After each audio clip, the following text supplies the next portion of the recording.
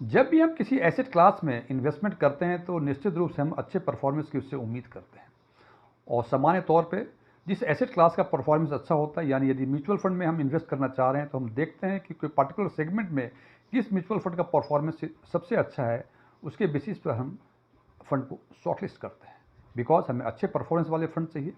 लेकिन परफॉर्मेंस के साथ साथ उसमें इन्वॉल्व रिस्क भी देखना जरूरी होता है। उदाहरण के तौर पे यदि कहीं गैम्बलिंग हो रही है, वहाँ आधे घंटे में पैसे आपके दुगने हो जाते हैं, तो केवल यदि आइसोलेशन में ये देखें कि आधे घंटे में पैसे यहाँ दुगने हो गए तो काफ़ी अच्छा लगता है। लेकिन उसके बाद यदि उसके साथ ये अटैच करें कि 15 मिनट में आपके पैसे जीरो भी हो सकते हैं, और इन दोनों को यदि एक साथ देखते हैं तो फिर हमें सोचने पर मजबूर होना पड़ता है कि क्या हमें गैम्बलिंग में पार्टिसिपेट करना चाहिए या नहीं करना चाहिए।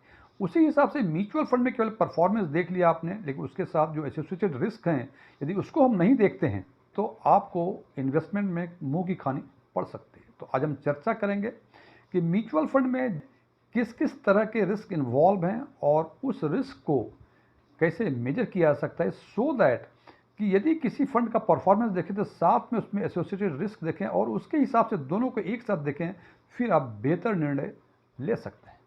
मैं डीएम झा, आप देख रहे हैं स्टोन टैक्समी चैनल। यदि इस वीडियो से आपको कोई नई जानकारी मिलती हो या आपको ये वीडियो अच्छा लगता हो तो आप इसको लाइक करें, अपने फ्रेंड्स के साथ शेयर करें और कमेंट बॉक्स में जाके यस लिखें। और यदि आपको लगे कि इस वीडियो में ऐसी कोई जानकारी नहीं है जो आपको पहले से नहीं पता थी, या ये वीडियो ही आपको पसंद नहीं आया हो, तो कमेंट बॉक्स में जाके नो लिखें। और यदि आपकी रुचि इन्वेस्टमेंट, खासकर म्यूचुअल फंड इन्वेस्टमेंट, बैंकिंग और डायरेक्ट टैक्सेशन में है और अभी तक आपने मेरे चैनल को सब्सक्राइब नहीं किया है तो मेरे चैनल को सब्सक्राइब करें और ऑल बटन पर क्लिक करें ताकि हमारे सभी नए वीडियो की नोटिफिकेशन आपको लगातार मिलती रहे। सबसे पहला रिस्क है बीटा वैल्यू। बीटा वैल्यू का मतलब जो पर्टिकुलर म्यूचुअल फंड है उसकी वोलाटिलिटी क्या है।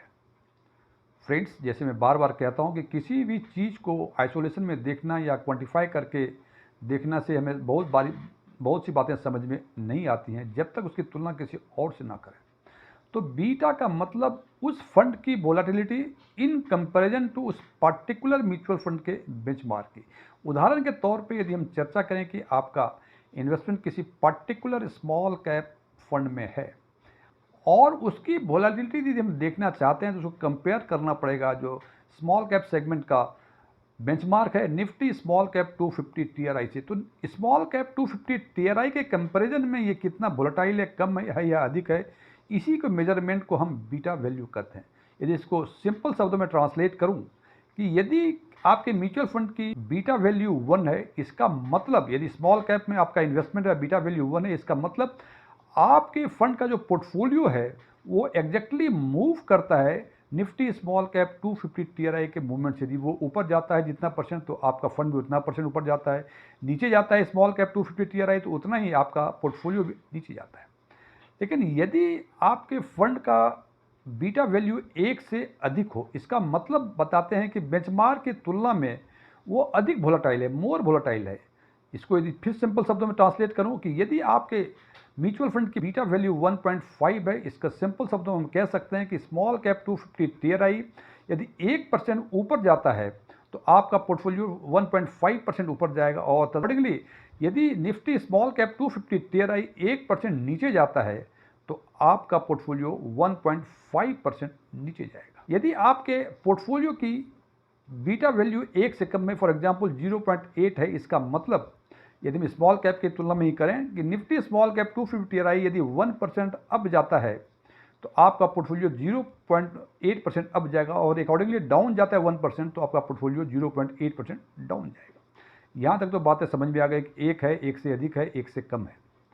लेकिन यदि किसी का बीटा वैल्यू 0 हो, हालांकि सामान्य तौर पर ये मिलता नहीं है, लेकिन एकेडमिकली ये होता है कि यदि 0 बीटा वैल्यू का मतलब है कि आपके पोर्टफोलियो उसके बेंचमार्क में कोई परफॉर्मेंस मूवमेंट के लिहाज से कोई संबंध नहीं है। लेकिन एक संभावनाएं हो सकती हैं कि उसकी बीटा वैल्यू 0 से कम हो, यानी नेगेटिव में हो।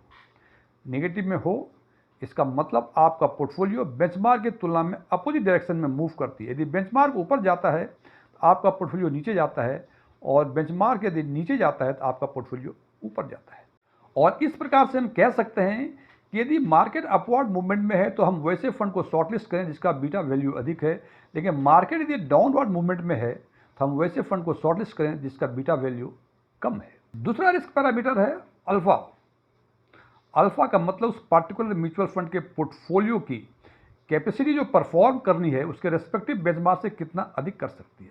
उदाहरण के तौर पे यदि बेंचमार्क 10% का परफॉर्मेंस दे रहा है और आपके म्यूचुअल फंड पोर्टफोलियो का यदि 2% अल्फा है, इसका मतलब आपका पोर्टफोलियो 12% तक रिटर्न दे सकता है। और यदि कहते हैं कि -2 है, इसका मतलब आप बेंचमार्क 10% परफॉर्म कर रहा है तो आपका म्यूचुअल फंड 8% ही परफॉर्म कर रहा है। ये बताता है, यदि जिसका पॉजिटिव अल्फा है, ये बताता है कि उस पार्टिकुलर म्यूचुअल फंड का जो फंड मैनेजर है वो आउट परफॉर्म कर रहा है बेंचमार्क को, और जिसका अल्फा नेगेटिव है वो बताता है कि उस फंड का फंड मैनेजर उसके बेंचमार्क को अंडर परफॉर्म कर रहा है। तीसरा रिस्क है आर स्क्वायर्ड। आर स्क्वायर्ड का मतलब कि पर्टिकुलर म्यूचुअल फंड के पोर्टफोलियो का परफॉर्मेंस का कोरिलेशन जो है उसके रेस्पेक्टिव बेंचमार्क के परफॉर्मेंस से कैसे कोरिलेट करता है, और ये हमेशा 100 के स्केल पे मापी जाती है। यदि हम उदाहरण के तौर पे कहें कि किसी पर्टिकुलर म्यूचुअल फंड का आर स्क्वायर 90% है, इसका मतलब कि उस पोर्टफोलियो का 90% जो पोर्शन है वो बेंचमार्क के अकॉर्डिंगली मूव करता है। और यदि हम कहें कि इसका 50% आर स्क्वायर है किसी पर्टिकुलर म्यूचुअल फंड का, तो हम कहते हैं कि 50% स्टॉक्स या उसके एसेट जो हैं वो मूव करते हैं बेंचमार्क, और 50% जो है डिफरेंट वे में मूव करते हैं। इस हिसाब से कह सकते हैं कि यदि 90% या उससे अधिक का आर स्क्वायर हो तो वो नॉर्मली इंडेक्स फंड में होता है, और यदि 50% या उससे कम आर स्क्वायर हो तो ये एक्टिवली मैनेज्ड फंड का होता है। बिकॉज फंड मैनेजर की कैपेसिटी इसमें देखिए, यदि बेंचमार्क के हिसाब से परफॉर्मेंस मिले तो हम एक्टिवली मैनेज फंड में क्यों इन्वेस्ट करें, हम सिंपल इंडेक्स फंड में इन्वेस्ट कर दें और अकॉर्डिंगली जैसे इंडेक्स मूव करता है वैसे मूव करता रहेगा और आर स्क्वायर आपका 100 होगा। लेकिन चूंकि एक्टिवली मैनेज फंड में हम इंडेक्स फंड से बेहतर रिटर्न की लालसा में इन्वेस्ट करते हैं तो निश्चित रूप से वहाँ आर स्क्वायर 50%, 60%, 70% के आसपास होगा। तो ये देख लें कि एक्टिवली मैनेज फंड का 60-70% के आसपास होता है आर स्क्वायर, और इंडेक्स फंड का 90+% के आसपास होता है। तो जिसका जितना अधिक आर स्क्वायर वो इंडेक्स फंड के उतने आसपास, और जिसका कम आर स्क्वायर वो इंडेक्स फंड से दूर होने का मतलब इंडेक्स फंड से बेहतर ही परफॉर्म कर सकता है और इंडेक्स फंड से खराब भी परफॉर्म कर सकता है। ये आपको देखना पड़ेगा। चौथा रिस्क पैरामीटर है standard deviation.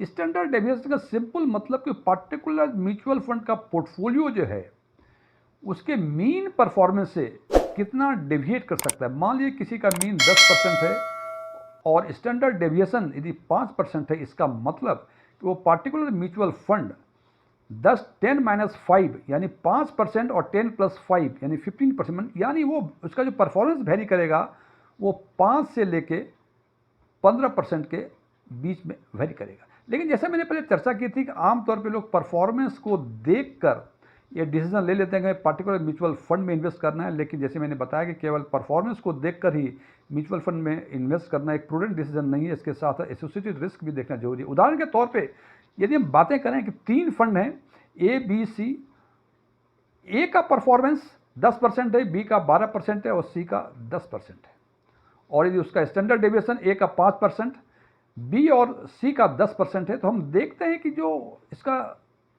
Range of variation होगा ए में 5% से 15% के बीच, बी में 2% से 22% के बीच और सी में 0 से 20% के बीच। इस पर हम देखते हैं कि परफॉर्मेंस के लिहाज से हमें लगता है कि बी सबसे बेहतर फंड है, इसका परफॉर्मेंस 12% है और ए और सी का 10% है, इन दोनों में से कोई और कर सकता है। लेकिन यदि उसका वेरिएशन देखें यदि हम, तो हम देखते हैं कि ए का जो वेरिएशन है 5 से 15% तक और सी का वेरिएशन जो है 0 से 20% तक। अब ये डिपेंड करता है उस इन्वेस्टर्स की, वो एग्रेसिव है या कंजर्वेटिव इन्वेस्टर है। यदि कंजर्वेटिव इन्वेस्टर है तो वो शायद ए फंड को प्रीफर करे जिसका कि परफॉर्मेंस 10% है, और जो एग्रेसिव इन्वेस्टर है वो बी और सी में से शायद बी ही करे, बिकॉज बी का परफॉर्मेंस 12% है और इसका भी वेरिएशन 20% है, और सी का हालांकि परफॉर्मेंस जो है 10% है लेकिन इसका भी वेरिएशन 20% है, 0 से 20%, वहाँ 2 से 22%।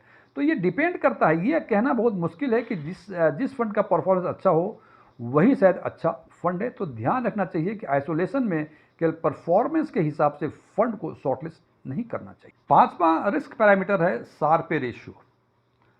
शार्पे रेशियो का सिंपल मतलब टोटल रिस्क एडजस्टेड रिटर्न कितना है। साधारण भाषा में कहूँ कि per unit of total risk यदि लेते हैं, एडिशनल टोटल रिस्क लेते हैं, तो हमें उसके एवज में कितना अधिक परफॉर्मेंस, कितना अधिक रिटर्न मिलता है, इसी को शार्पे रेशियो के हिसाब से मापा जा सकता है।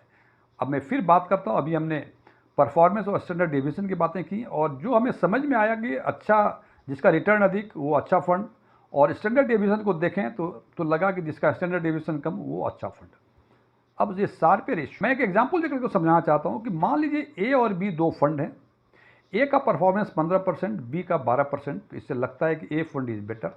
अब इसके साथ यदि स्टैंडर्ड डेविएशन को ऐड करते हैं कि ए का स्टैंडर्ड डेविएशन 11 और बी का 6, तो ये परफॉर्मेंस और स्टैंडर्ड डेविएशन को एक साथ देखते हैं तो हमें लगता है कि बी फंड बेहतर है, जिसका कि परफॉर्मेंस कम है, 12% है। अब यदि इसका शार्पे रेशियो निकालते हैं, इसी का मैंने शार्पे रेशियो निकाला है, हालांकि इसके फार्मूले हैं, फार्मूले को मैं डिस्कस नहीं करूंगा, लेकिन हमने निकाला है तो देखा है कि ए का जो शार्पे रेशियो होता है वो 0.91 है और बी का शार्पे रेशियो 1.17 है। अब इन तीनों को यदि एक साथ हम एनालाइज करते हैं तो हमें लगता है कि परफॉर्मेंस के हिसाब से ए फंड, स्टैंडर्ड डेविएशन के हिसाब से बी फंड, और शार्पे रेशियो ए का चूंकि 0.91 है, इसका मतलब यदि per unit of total risk 1% risk total risk लेते हैं तो हमें ए फंड में 0.91% ही एक्स्ट्रा रिटर्न मिलता है, जबकि बी में 1% टोटल रिस्क लेते हैं तो वहाँ 1.17% एडिशनल रिटर्न मुझे मिलता है। तो इस हिसाब से देखते हैं कि हमें लगता है कि शायद बी फंड बेहतर है। इसलिए मैं बार बार कहता हूँ कि किसी भी पार्टिकुलर फंड को आइसोलेशन में ना देखें, आइसोलेशन में देखेंगे तो शायद निर्णय गलत होने की संभावनाएं अधिक होंगी। छठा रिस्क पैरामीटर शॉर्टिनो रेशियो। शॉर्टिनो रेशियो और शार्पे रेशियो में एक ही डिफरेंस है। शार्पे रेशियो में हम देखते हैं additional return per unit of total risk, जबकि शॉर्टिनो रेशियो में हम देखते हैं additional return per unit of down side risk only. Total risk में और बहुत सारे फैक्टर्स इंक्लूड होते हैं, लेकिन शॉर्टिनो रेशियो में केवल जो बेंचमार्क है, कितना डाउन साइड जा सकता है, उसके हिसाब से per unit down side risk के यदि लेते हैं हम तो उसका एडिशनल रिटर्न कितना मिलता है, इसके बारे में बातें करते हैं। यहां भी एक एग्जांपल देके हम इसको समझाने की कोशिश करेंगे। फिर बात कर रहा हूं कि ए और बी दो फंड हैं, ए और बी दोनों का रिटर्न 15-15% है। ए का शार्पे रेशियो 1.29 है, बी का शार्पे रेशियो 1.14 है। शॉर्टिनो रेशियो निकाला है हमने तो ए का 1.5 है और बी का 1.8 है। अब तीनों को यदि हम देखते हैं तो हम एक कंफ्यूज होते हैं कि जब परफॉर्मेंस बराबर है, शार्पे रेशियो के हिसाब से देखें तो हमें लगता है कि ए इज़ बेटर, और शॉर्टिनो रेशियो के हिसाब से हम डिसाइड नहीं कर पा रहे हैं कि इसका मतलब क्या है। जनाब बी फंड का 1.8 है, कहता है कि डाउन साइड रिस्क यदि 1% risk down side risk additional risk लेते हैं हम तो 1.80% का हमें एक्स्ट्रा रिटर्न मिलता है। अब यदि इन दोनों ही फंड को हम एनालाइज करने की कोशिश करें तो हम देखते हैं, हम कंक्लूड जो कर सकते हैं कि ए फंड जो है वो टोटल रिस्क को बेहतर ढंग से हैंडल कर सकता है, बिकॉज इसका शार्पे रेशियो अधिक है बी की तुलना में। और यदि बी की बातें करें जिसका शॉर्टिनो रेशियो ए से अधिक है, तो यहाँ कह सकते हैं कि बी फंड जो है डाउन साइड रिस्क को बेहतर ढंग से हैंडल कर सकता है। इसका मतलब कि यदि इन्वेस्टमेंट वाइज यदि बातें करें कि ए शॉर्टलिस्ट करना है या बी शॉर्टलिस्ट करना है, तो जो एग्रेसिव इन्वेस्टर हैं उनके लिए ए फंड बेहतर है, और जो कंजर्वेटिव इन्वेस्टर हैं वो बी फंड को शॉर्टलिस्ट करेंगे। फ्रेंड्स, ये वीडियो क्लोज करने के पहले मैं कुछ डिस्क्लोज करना चाहता हूँ कि मैं कोई म्यूचुअल फंड एडवाइज़र नहीं हूँ, न ही मेरे पास एमएफआई के कोई रजिस्ट्रेशन नंबर हैं, नहीं मैंने सेबी के कोई एग्ज़ाम पास किए हैं, नहीं मेरे ऑफलाइन या ऑनलाइन कोई म्यूचुअल फंड इन्वेस्टमेंट पे क्लासेस चला करते हैं। ये मेरे विचार हैं, ओपन डोमेन में जो भी इन्फॉर्मेशन थे उसके हिसाब से मैंने अपने विचार दिए हैं। मेरे विचारों से सहमत होना कोई ज़रूरी नहीं है। आप मेरे विचारों से सहमत हैं, अच्छी बात है। यदि असहमत हैं तो असहमति के साथ कारण बताएं, सो दैट इन फ्यूचर मैं उसे बेहतर ढंग से काम कर सकूँ। Thank you.